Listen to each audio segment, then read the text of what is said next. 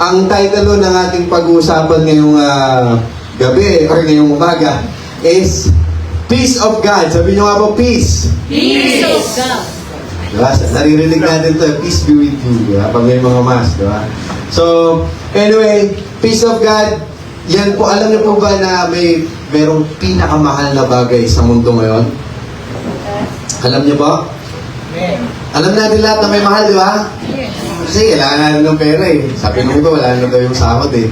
Pero meron bagay na kahit pera hindi mabili. Ang tawag ko doon, peace. Peace of mind. Di ba? Ang mahal nun. Di ba? So, peace of God, pinakamahal yan.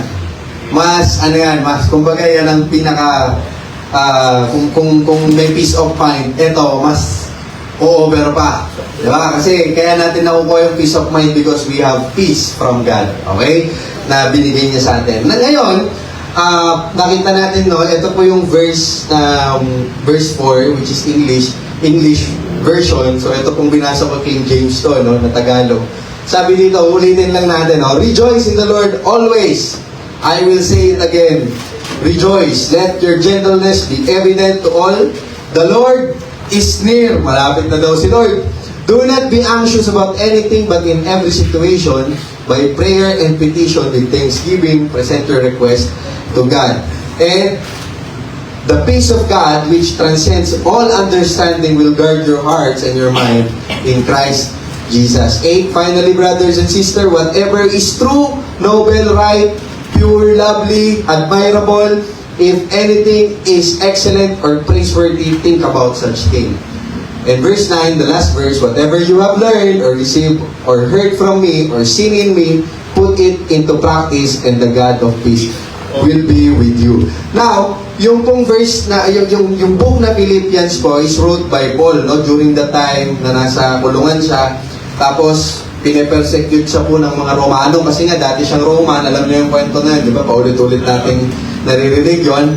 Ngayon, Philippians po, actually yung Philippians is the church that gives support to Paul. Maraming beses sa Bible, doon sa book ng Epistle, na, dito sa Philippians kako sana, yung susunod na verse dyan, yung verse, sa verse 12-13 yan, pinapasalamatan niya yung Philippians kasi siya yung nagsusupport. Naalala niyo po yung last Sunday na tinalakay natin yung meron daw pong mga sumusunod sa Lord na nag-share, nagpe-pray. Naalala niyo yun? Remember po yun? Nag-give, di ba? Nagsusupport. So, yung church ng Philippians, yan yung giver nung time na yun. Kay Paul, kasi si Paul ang pumupunta sa iba't ibang lugar. Philippians church naman ang nagbibigay. Yun yung nagbibigay ng suporta kay Paul. Nang marami ng beses, sabi niya dyan. Ngayon, but the thing is that, they love Paul. Mahal nila si Paul, kaya sila nagsusupport sa kanya. Siyempre, mahal nila si Lord. Naintindihan nila yung ministry. Pero alam nyo ba, na yung Philippians po is hindi mayaman na church. Yung Philippians church, halo-halo yan. Merong mga retired dyan na Romano, na mga sundalo doon nakatira. Mga retired ko ay, mga pension na lang ang hinihintay. Ganyan. Nandun doon. Meron din naman doon mga dayo. Mga hindi talaga Romano. Mga Hudyo, may Hintil, may magkakalubilo sila doon. The follower of Paul, of Christ, yung mga disciple ni Paul doon, yung church ng Pilipos doon, no? Ang nangyari is that dahil hindi naman yung iba hindi taga doon, majority sa kanila hirap sa pera. Pero ang maganda doon, nagbibigay sila. Sabi ni Paul, nagbibigay. Pero hindi ko sinasabi na magandang walang pera. Ha? Mahirap po, masakit sa ulo yan. Ngayon, ang point is that gusto dito ipakita yung generosity ng church, no? Ng Philippians. Ngayon, pero,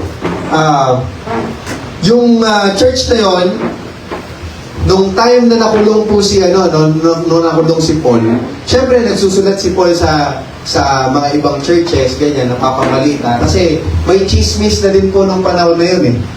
Amen? May chismis na rin. So, syempre, wala naman nung text nun. So, kumbaga, kwento-kwento, ganyan, umabot sa mga ibang churches at hanggang sa Filipos, na nalulungkot sila, na nababagabag. Para bagang ganito, kapag yung leader ng isang grupo, kumari sa pamilya, no, yung tatay mag-a-abroad, yung asawa, yung nanay, syempre, natatakot. Di ba? So, ang nangyayari, nag-worry. Sabihin nyo nga po, worry. O, tingnan nyo yung katabi nyo, worry ba yan? Worried ba? Worried. Ayan. Pag worried yan, ako, baka iniwan yan. Ha? Okay. So anyway, ganun na ano. Ngayon si Paul, iniwan niya kasi yung mga church kasi nga, nakulong siya. Kaya ang ginawa ni Paul, sinulat niya po itong mga epistles. Sabihin niyo po, epistles. Yan po yung book which is kasama dyan yung Philippians, Church of Corinthians, 2 Corinthians. Yan yung mga church na sinulatan ni Paul, no?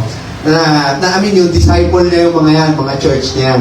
Ngayon, okay, worried sila kasi nasa prison, nasa preso si Paul, no? So Paul wrote this to uplift us, or to uplift those Christians na nandoon sa Philippians because they need to continue their faith. Ngayon, isa pa pong trivia. Okay? May trivia, no? Itong Filipos, binansagan to ng mga Bible scholar na the Book of Joy. Bakit? Kasi 60 times halos binanggit ni Paul sa buong epistles, sumala sa epistles, no? Yung word na joy, pero pinakamarami sa Filipos. Pero isa to sa pinakamaliit na book na sinulat niya.